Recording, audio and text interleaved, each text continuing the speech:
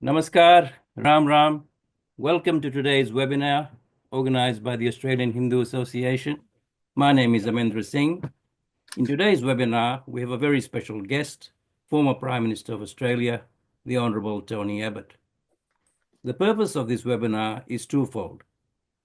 Firstly, it's an opportunity for the Liberal Party, through Mr. Abbott, to explain to Australian Hindus what the Liberal Party stands for, particularly insofar as issues affecting Australian Hindus are concerned. Secondly, it is an opportunity for Australian Hindus to convey to the Liberal Party what their key concerns and aspirations are. I'll now call on Navodita Purohit, committee member from Melbourne, to introduce Mr. Abbott. Hello, everyone. It's my pleasure to introduce the Honourable Tony Abbott. Mr. Abbott served as the Prime Minister of Australia from 2013 to 2015, leading the country through key achievements like repealing the carbon and mining taxes, finalizing free trade agreements, and supporting the global fight against Islamic State.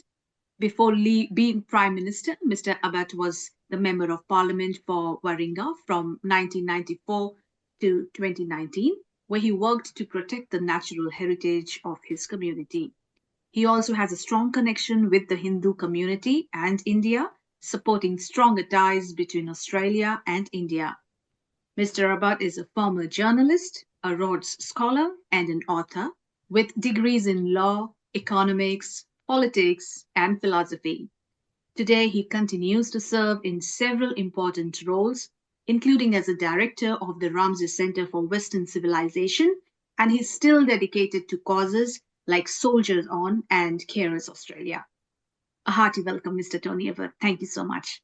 Well, thank you. And look, it's an honour and a pleasure to be able to speak to this gathering, a bit about the Liberal Party, a bit about, I suppose, the migration element to the Australian story. I might say a little bit about India, if I may, given that most Hindus are ethnic Indians.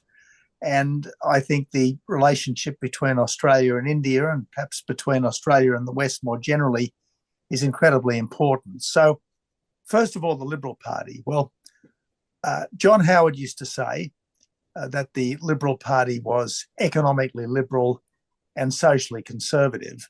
In other words, that it supported the market, supported small business, but it also supported traditional values, the family, and so on. My way of putting it was to say that as Liberals, we in the Liberal Party support smaller government, lower taxes, greater freedom. As Conservatives, we in the Liberal Party support the family, small business, and institutions and values that have stood the test of time. But above all else, as patriots, we think that Australia is the best country in the world to live, and we want to keep it that way. So I've always said that the Liberal Party is the Freedom Party, the Tradition Party, but above all else, the Patriot Party. And that probably brings me on to Australia. I've long said that you can really sum up this country of ours quite simply. We have an Indigenous heritage, a British foundation, and an immigrant character. Yes, we were a timeless land when the first fleet turned up on the 26th of January 1788. That first fleet brought some really important values and institutions, the rule of law, a belief in the equality of every human being, a concept of human rights, which we've built on here in this country.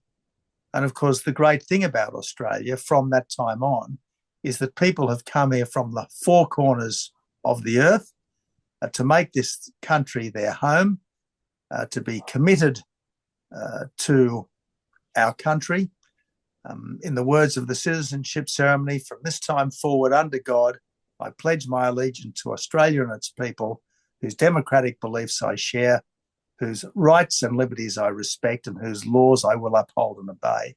And the great thing about the millions of migrants who've come to this country over the last couple of 100 years is that they have come to join us. They've come here because they see in Australia something that they find incredibly attractive.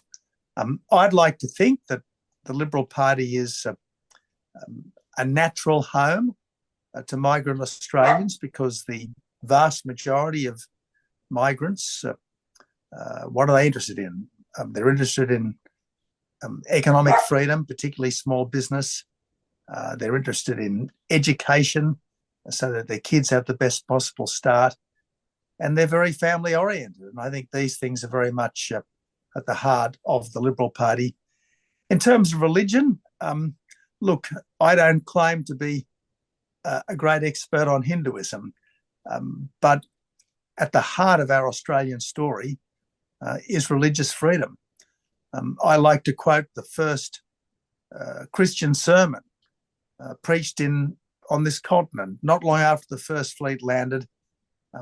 The preacher, the Reverend Richard Johnson, took as his text, "What can I render unto the Lord for all his blessings to me?" And I just think that spirit of faith and optimism, which is common to just about all faiths, that spirit of faith and optimism has been at the heart of Australia, at the heart of modern Australia, and I want it always to be that way. So look, Amendra, that's probably enough from me as an opening observation.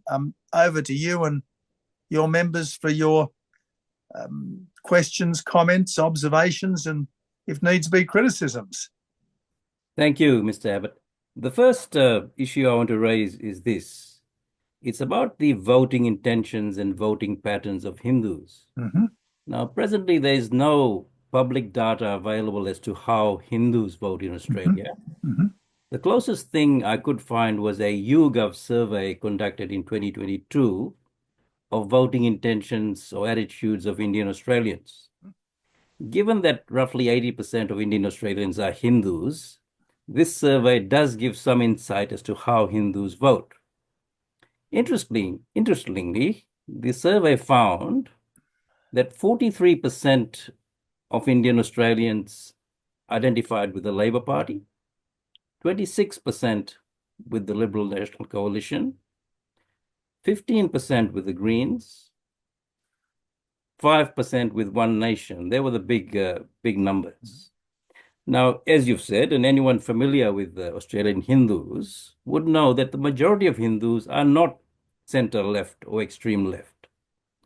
If that is the case, are there some shortcomings in the way the Liberal Party is trying to understand the aspirations and concerns of Hindus? And is it doing enough to reach out to Hindus? Well, while I'm not here as a leader of the Liberal Party, I'm a former leader of the Liberal Party. Obviously, I'm very keen to see more Australians, regardless of their background, but particularly in this instance, Australians of Hindu faith and I suppose ethnic Indian background. I'm very keen to see more and more Australians generally support the Liberal Party, because I think that the Liberal Party is better, comes closest to speaking to the whole community, given that it's not a party which is based on a particular section, the union movement, for instance, which is at the heart of the Labor Party. And we're certainly not a party with an extreme ideology such as the Greens, or, if you like, perhaps an instinctive hostility to migrants, as might be said to be the case with some of the other minor parties. So look, I think the Liberal Party is a good natural fit for just about everyone, but I think that it should be particularly appealing to people with the attitudes and aspirations that I imagine the vast majority of your members have. I forgot to say in my opening observations, Amendra, that I've had a long, I suppose, background with India.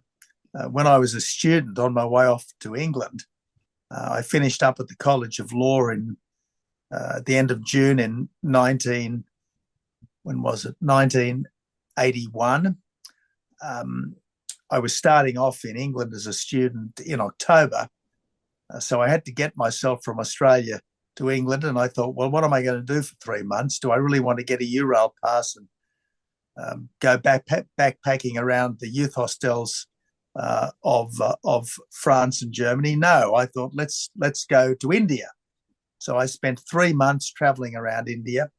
A fair bit of that time was with the Australian Jesuit mission in Bihar.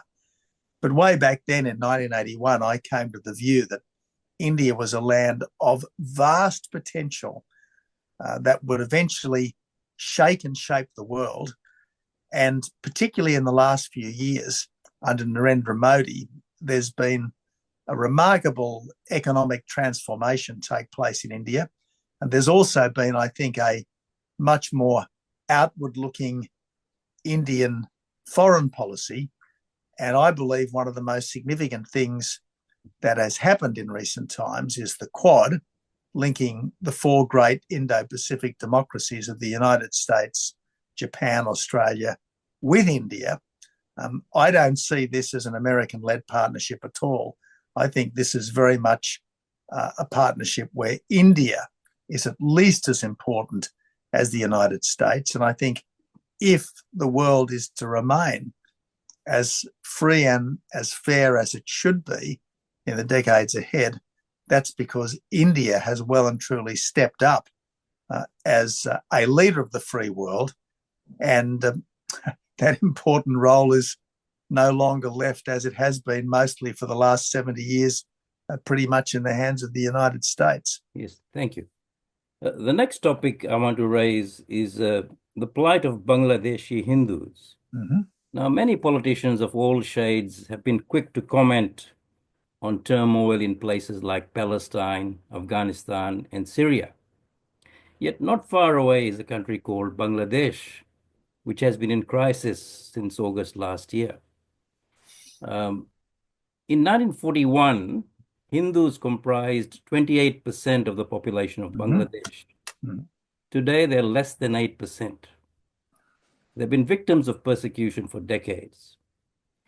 In August 2024, the democratically elected government of Sheikh Hasina was overthrown, and an unelected and unaccountable council of ministers was installed. Since that time, there have been over 1,000 verified cases of murders, sexual violence against women, home invasions, land grabbing, attacks on places of worship, arson, charging dissidents with the most serious of frivolous charges based on frivolous evidence, such as treason and murder, attacks and takeovers of business, all predominantly on Hindus and other minorities such as Buddhists or Christians.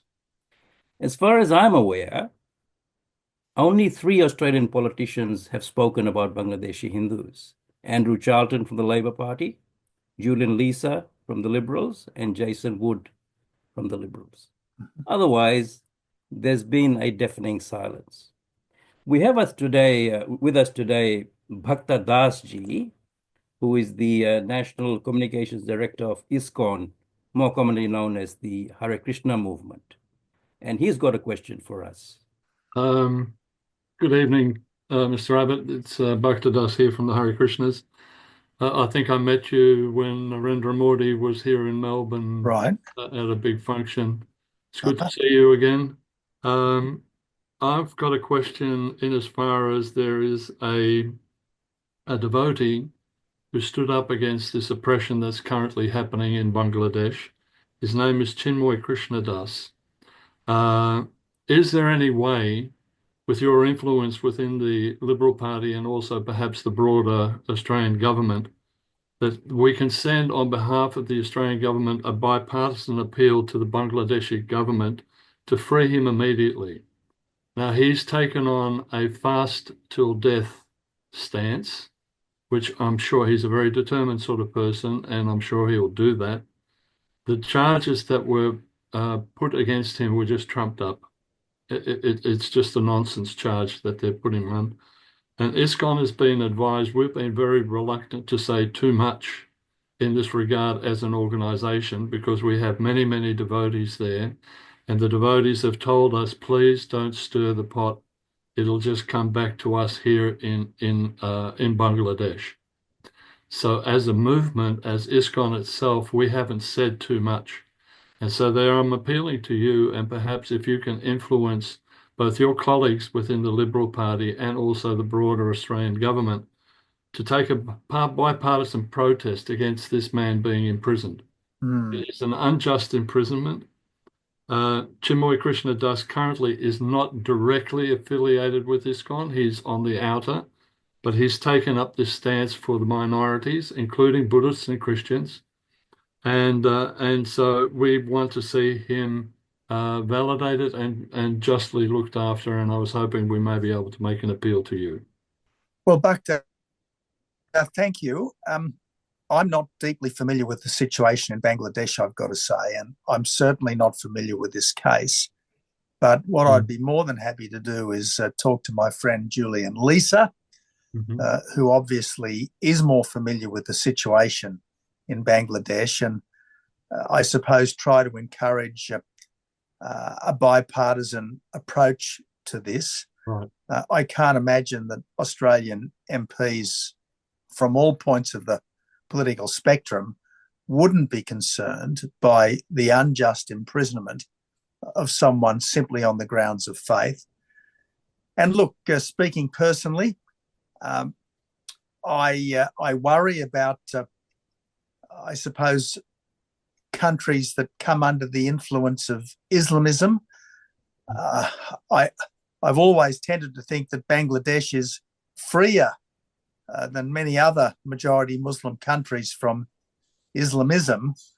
But it sounds from what you've said that maybe there are some elements of Islamism and deep intolerance and this kind of death to the infidel mindset, which sadly can characterize some of those majority Muslim countries. Perhaps some of that's developing in Bangladesh under the current administration. And obviously, that's the last thing that any of us would want, I suppose, as a matter of geopolitics and also as a matter of justice and fairness to the good people of Bangladesh. Exactly. Yeah. Just recently, actually, Mr. Abbott, Tulsi Gabbard in India made quite a stand against this injustice as well. You may not be aware of that, but it was a very potent speech. Well, I did happen to listen to Tulsi Gabbard just last week at the Raisina Dialogue in That's right. Delhi, and I wasn't actually aware of this, but Tulsi Gabbard is a Hindu herself, and I think she may well be the first Hindu American to occupy such a substantial office. So, yeah, good on Tulsi Gabbard for speaking out on this. It is a serious issue, and we would really appreciate if you could do whatever you could in this regard. Well, look, as I said, I'll talk to Julie and Lisa about this, and I think if there were some kind of a cross-party consensus on this, and I can't see why it wouldn't be forthcoming, that I presume would at least be of some help. Much appreciated. Thank you very much, Tony. Sure. Thank you, Bhakta Dasji, for that question. Very, very pertinent question. The next issue I want to turn to is the media. Now, last year, the AHA commissioned a survey of the views of Australian Hindus. There were over 1,000 respondents. It was a national survey and quite a comprehensive survey. One of the questions were asked related to the ABC and SBS and other entities or other issues. In that survey, almost 80% of respondents said that the ABC's reporting on Hindus was very poor or poor. Over 86% of Hindus who had made complaints to the ABC about it were very unsatisfied or unsatisfied with the response. More than 80% of responses were of the opinion that an independent ombudsman should be appointed for the ABC. These are quite extraordinary numbers. Plainly, there's a real issue as to how the ABC in particular portrays Hindus. Now, for the last 2 years, Australian Hindus have been complaining to the Ombudsman, approaching their members of parliament, explaining to them the bias and as they perceive it, misinformation by the ABC. But the net result is zero. If the coalition is elected, will it do anything? Does it propose to do anything at all to reform the ABC? Well, Amindra, again, I can't speak formally on behalf of my colleagues, but I can say that I agree with your respondents. The ABC is biased and unfair. It's biased and unfair to many, many groups of people, Hindus, Jews, Christians, liberal politicians, even right-wing Labor politicians get a pretty rough time from the ABC. Look, I think the ABC needs a good clean out. I don't think that it's respecting its charter. One of the things that, had I had more time in government, I probably would have thought about doing is shifting the ABC because it very much has taken on the culture of the green left inner cities. If you were to shift ABC headquarters in each state from places like Ultimo in Sydney and the South Bank in Melbourne and put them in places, say, like Geelong and Gosford and places like that, maybe we would start to get at least a wider range of views and more empathy with the general Australian public than we're currently mostly getting. So I absolutely agree with you. The ABC lets us down badly. I don't know that that letdown is confined to any particular group. I think it's an across-the-board letdown. And yes, let's hope that whoever becomes the next minister responsible for the ABC reads them the riot act well and truly. Thank you for that response. That gives us a lot of confidence because you're the first politician who's actually said words that you've said. The last question I have relates to representation of Hindus. Now, if you extrapolate the figures from the last census, Hindus have probably crossed 800,000 now in Australia. We're probably 3% of the population, and it's a matter of time before we become greater than the Muslims and become the second largest religious community in Australia. But if you look at representation of Hindus in all spheres of life, they are minimal. And I want to give some examples.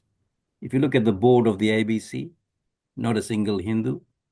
If you look at the advisory council of the ABC, not a single Hindu. If you look at the board of SBS, not a single Hindu. Another example, the New South Wales Multicultural Council, not a single Hindu. Secondly, when you look at the candidates for elections, you're looking at winning seats in the federal elections. I could not see any Hindus. Is this going to change in the immediate future if the coalition is re-elected? Well, look, one of the people who I'm very much hoping might get elected in the coming campaign, not a Hindu, but a Sikh, in fact, but certainly someone who's very familiar with the Hindu community and very familiar with the Australian Indian community is my friend Ratan Virk in the seat of Greenway. So look, I think it's natural, Amendra, that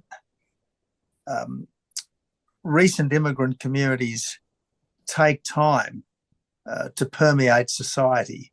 I mean, if you go back a couple of hundred years, Irish Australians were not nearly as well represented as they have subsequently become, because I guess in the early days of the Australian colonies, there was, if you like, an Anglican establishment.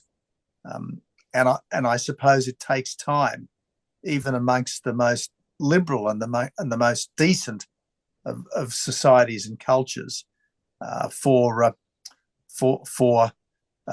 recent communities to percolate through to positions of power and influence. But I would be amazed if within a decade we don't see far more people of Hindu and Indian background significantly represented. I mean, I know there's plenty of people now of Hindu and Indian background in senior positions in business, and it's only a matter of time before we see that in governmental and other institutions as well. I mean, I'm just thinking,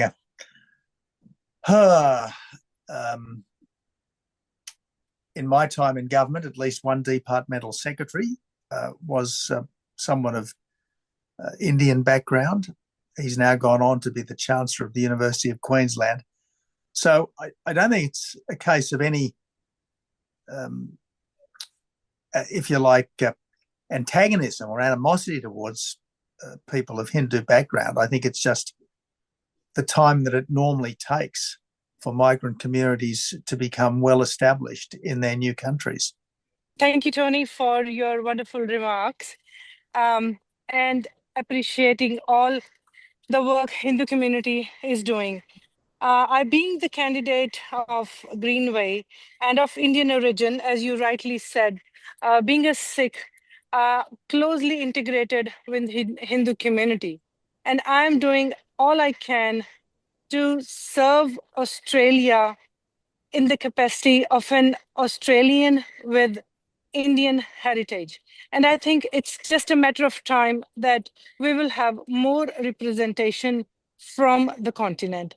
And thank you for all the support you're giving me and I'm getting from the wider community in Greenway, especially from Hindu background, from Sikh background, and from other minor communities.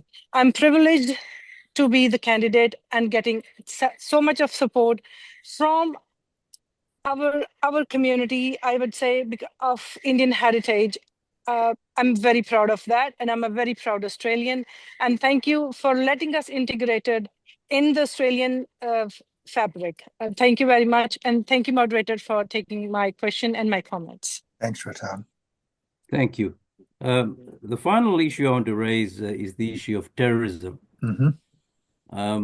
Terrorism comes in all forms, Islamic terrorism, other forms of terrorism. One very worrying group with links to terrorism is the Khalistan movement, based in, well, it claims to be based in India, but it's really based in Canada. And over the past few years, elements, Khalistanis, have been holding massive referendums funded by Canada and the US in particular. And they've engaged in acts of violence, attacks on Hindu temples. How does the coalition view these kinds of activities? Absolutely reprehensible. I mean, the last thing we want to see in Australia is the importation of hatreds from overseas.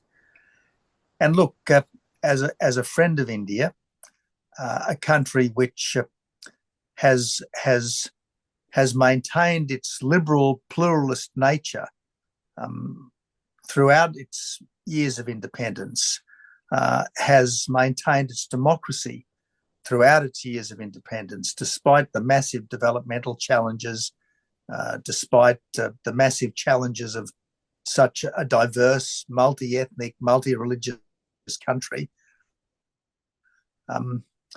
I just think that the idea of trying to repetition the subcontinent to create this Sikh state, I just think it's fundamentally wrong, fundamentally misguided, and anyone who thinks that Sikhs are getting a raw deal in the Punjab really should operate through the ordinary democratic structures of the Indian nation to address that. And certainly I'd be dismayed if any Australian, regardless of his or her background, were supporting violent extremism anywhere, particularly in India, which is a country that we have strong and close relations with, and we want them to be even stronger and even closer in the times ahead. So I would certainly want to see close attention from the Australian police and security agencies to anything that smacked of religious or ethnic extremism and violence in this country. Thank you very much, Mr. Abbott. I know you're a busy man and giving you time for free. We really appreciate you talking to us. If you want to conclude with some closing remarks, you may do that. Well, Amendra, thank you. And look, I suppose I would simply ask everyone, particularly Australian Hindus, to cherish our country, to cherish our freedoms, and if I might venture into politics for a moment, vote very carefully and very wisely in the election coming up. I think our country is drifting backwards at the moment, and I think we need to take suitable action to fix things. And I hope that Australians of Hindu and Indian background will care as much for our country and its future success as every Australian should, and make the best possible decision when they enter the polling booth in a few weeks' time. Thank you. Dhanyawad. Jai Shri Ram. Thank you.